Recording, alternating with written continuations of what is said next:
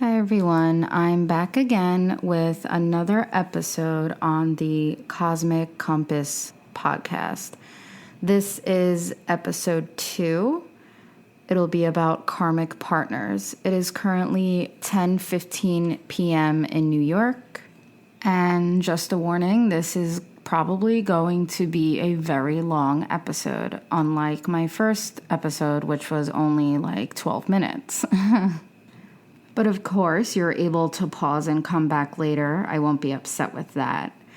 But I will record straight through only because if I continue recording tomorrow, the energy will be different and it probably won't be as good as it could be if I did it all in one shot. Hopefully recording doesn't take too long though, although I have like 30 pages of notes here. Because as part of my healing journey, I've been going to the gym every single morning before work. And I plan on doing so tomorrow. So without further ado, let's get right into it.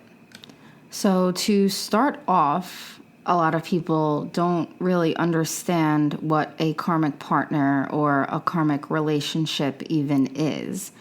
So I'll explain that a karmic relationship is when people have met in a past life and they meet again in the present life so they can pay back the debts they had in their past life. When you first meet someone and it is a karmic relationship, the connection feels very faded. When you meet them, they feel very familiar to you, like you've known them for a very long time. In astrology, a lot of you know about the natal chart, but there's also something called a synastry chart, which is the comparison of the natal charts or birth charts of two people. It's an overlay. So it's one person's chart on the inner ring or wheel, and the other person's planets will show on the outside of the first person's chart. So synastry charts are used to look at the compatibility between two people. Synastry charts can show us the strengths and weaknesses of a relationship. The relationship doesn't have to be a romantic one, though. Synastry charts work for any type of relationship, even for strangers if you wanted to test the waters. It could be a professional relationship, a marital relationship, a friendship, family members, and so on. So in a synastry chart, when you compare the natal charts of two people, you can see how one person's planets interact with another person's planets. And depending on which planets are involved, some can show evidence of a past life connection. I want to mention that even though you may find a past life connection, not all past life connections automatically mean that they are karmic connections. Sometimes past life aspects can be loving and supportive, but again, it depends on the nature of the planets involved. Some past life aspects can indicate a block of each other's blessings and bringing tough lessons. Those are the karmic ones. Those aspects are the indicators of karmic debt. It's an indicator that events in your past life can contribute to the events in your current relationship, and they will explain your dynamic with each other and your attitude towards each other. So if you have unfinished business, aka karmic debt, it can be a very heavy burden. If you or your partner have debt to pay back to each other, you'd be able to see that in your synastry chart. You can get a general idea of what it may be, but you may not be able to get all of the details from the synastry chart alone. If you've experienced a karmic relationship and you want to dig deeper, I do suggest past life regression sessions.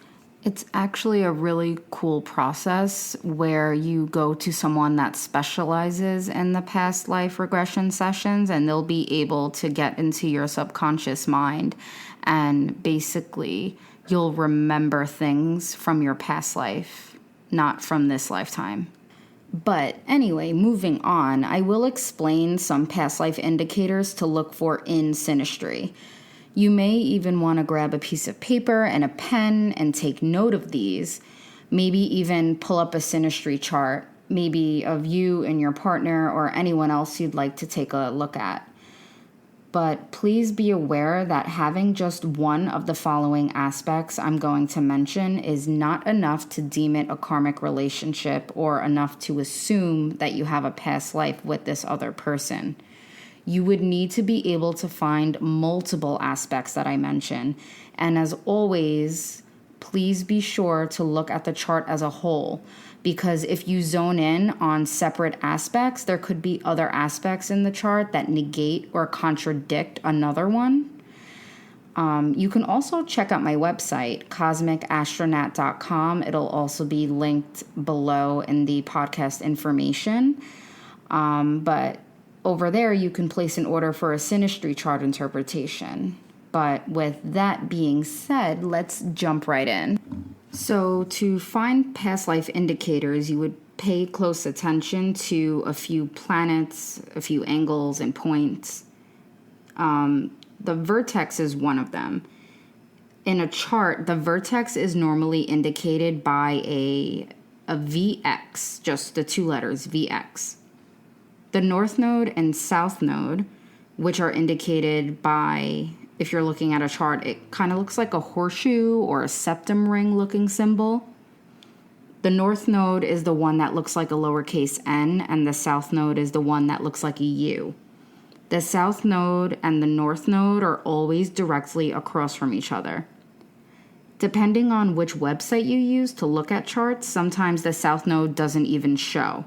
But this doesn't mean that you don't have a south node. It's just assumed that you know the south node is always directly opposite from the north node.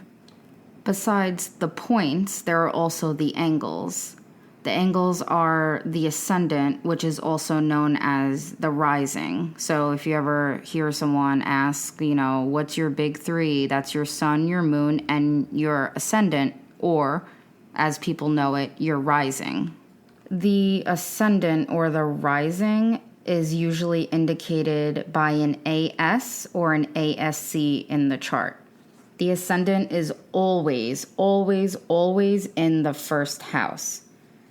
The descendant is indicated by a DS or a DSC in the chart, and it is always exactly opposite of the ascendant, located in the seventh house.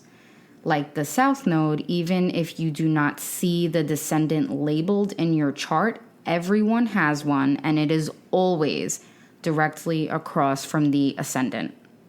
Another angle is the Imam Coli. It's indicated as IC in the chart, and saying IC is way better than saying Imam Coli. I absolutely hate it. But the IC is always located in the fourth house.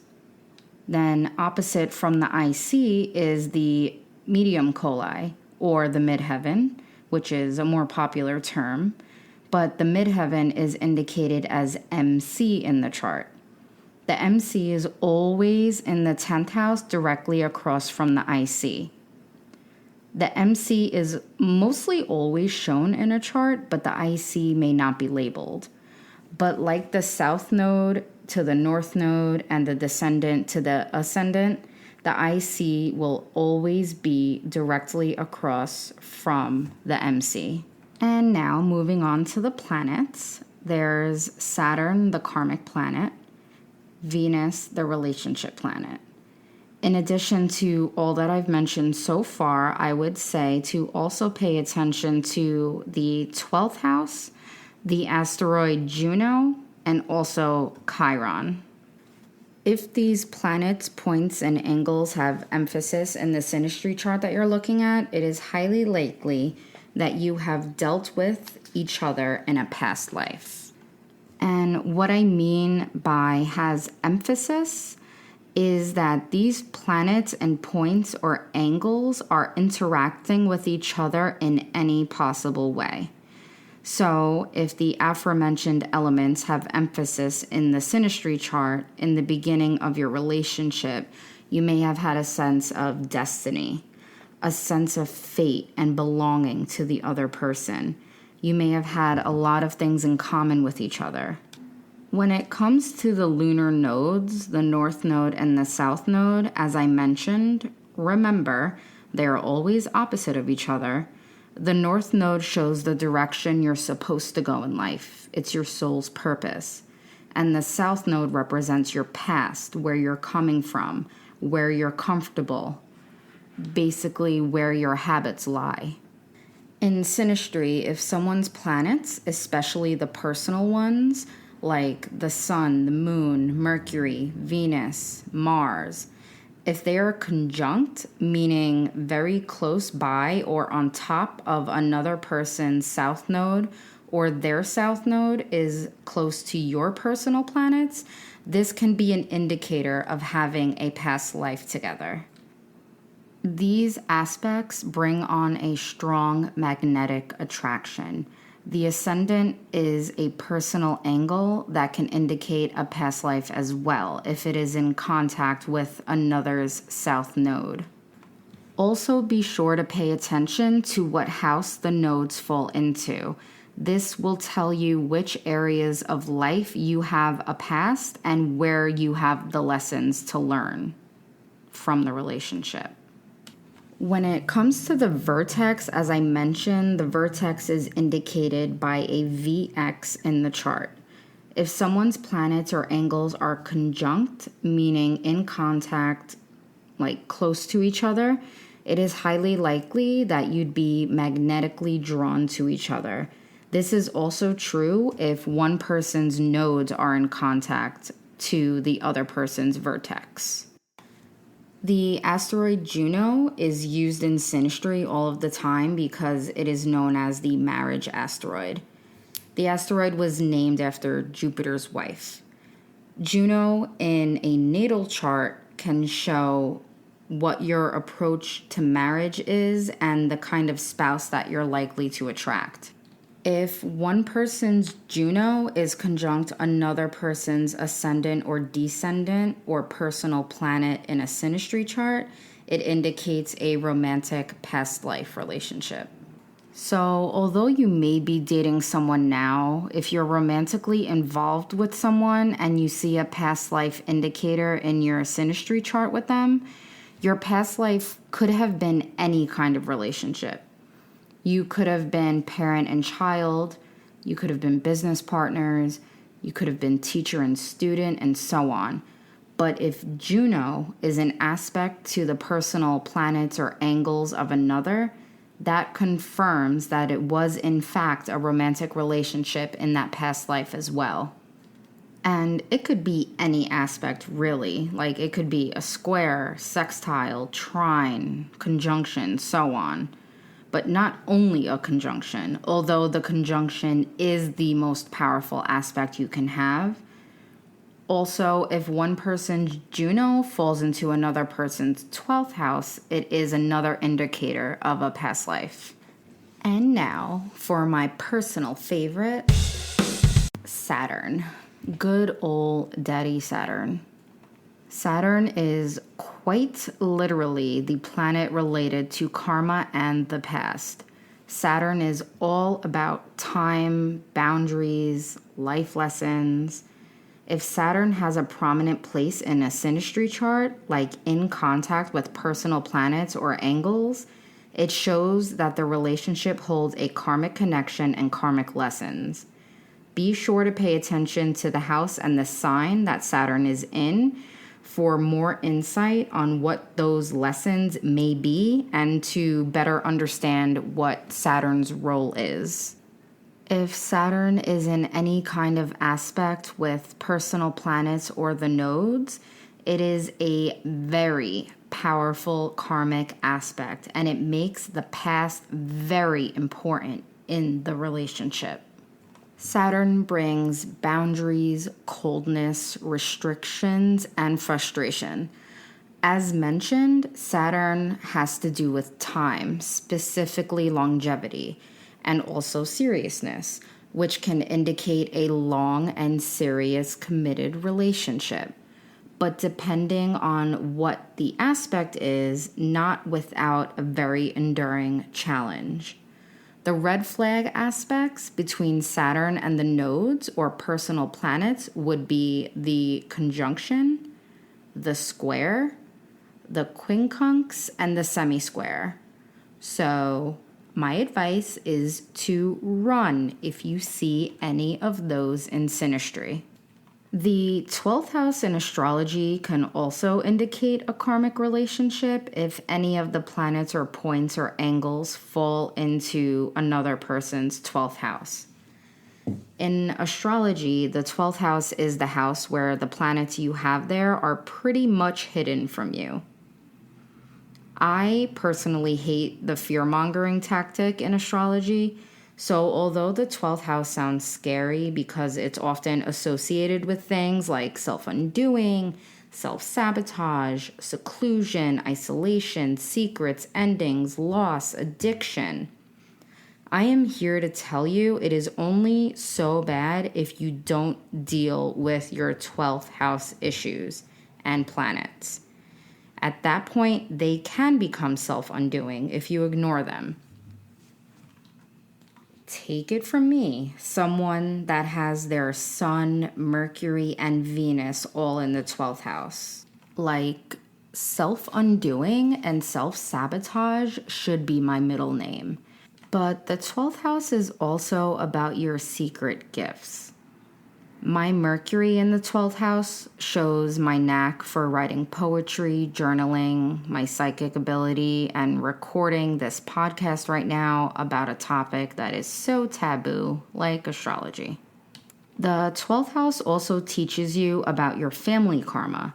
The planets in the 12th house can indicate something that happened in your family. If it's the sun, it's your father. The moon, your mother. It could be something from them that you inherited. If you're not conscious of that pattern, it could lead to your self-undoing. But when you heal it, you will heal everyone in your lineage. But I won't get too deep into the 12th house. It is literally my absolute favorite house. So I can easily get carried away while talking about it, but I do have plans to cover each of the houses in future episodes. But yes, I digress. If one person's planet falls into another person's 12th house, or the nodes, or an angle, it is a past life indicator. Depending on the planets involved, there are lessons to be learned and to be worked through in the relationship. If Venus, Mars, Lilith, or Juno are in the 12th house, the romantic nature of the past relationship has a little more emphasis.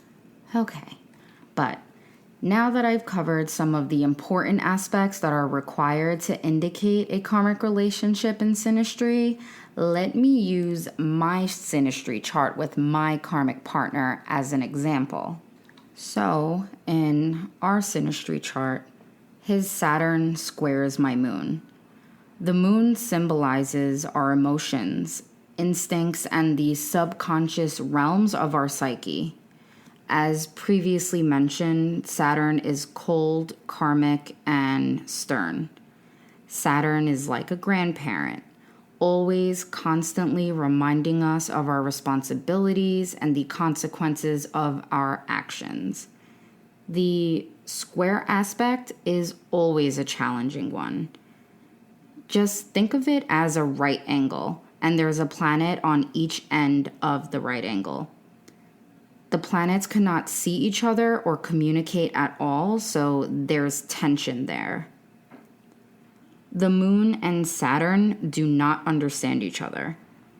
This aspect is full of unexpressed feelings and unresolved issues. This aspect comes up as misunderstandings and emotional blocks. This aspect in synastry indicates a serious and heavy bond. This is where we felt bound to each other.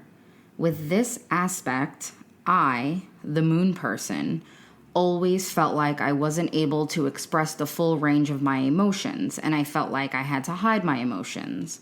This is because he, the Saturn person, limited me without even realizing it.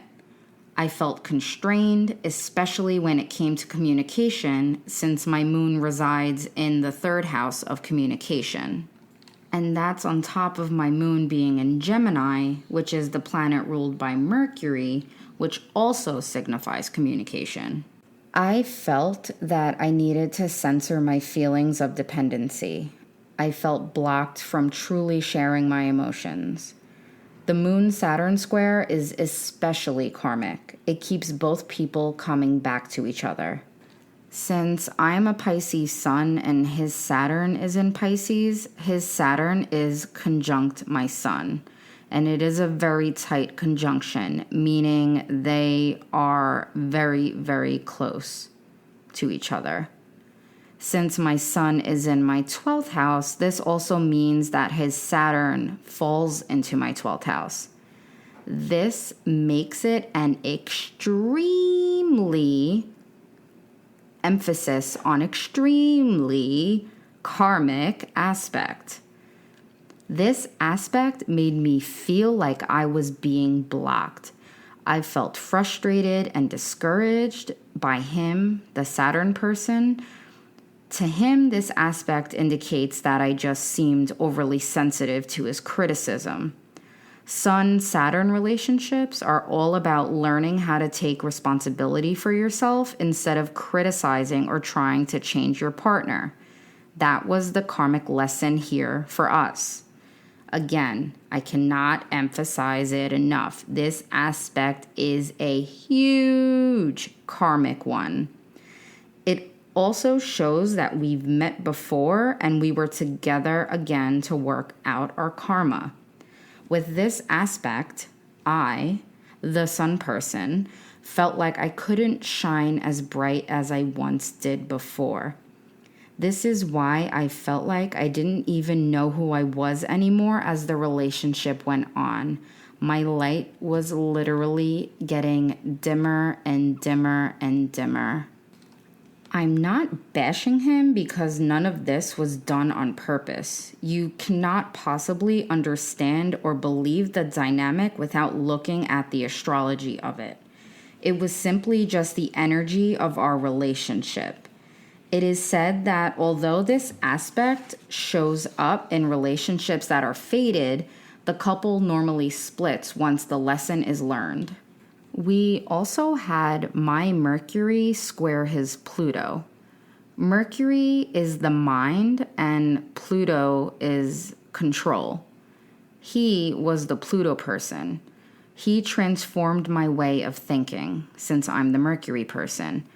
I was more intellectual and he was more introspective and attentive. There was definitely a profound psychological connection between us, but in a controlling way, where words could be used as weapons. The Pluto person normally dominates conversations, which was very true for us, and he went great lengths to convince me that he was right, all because he was able to transform my way of thinking. Again, I'm not bashing, I'm just going through the karmic aspects. Although the relationship started out so amazing and magnetic, we also have my Mars square his Pluto, another karmic aspect. In the beginning, we were okay, but eventually he became annoyed by my lack of discipline and immaturity. Mars and Saturn are both the malefic planets in astrology, so you'd think that since they're both malefic, it could be a good combination, but they are actually opposites. Mars is like the gas and Saturn is the brake. Mars wants to go and Saturn wants to stop. Saturn eventually gets annoyed with Mars. Another aspect that indicated the magnetic attraction was my Pluto conjunct his north node.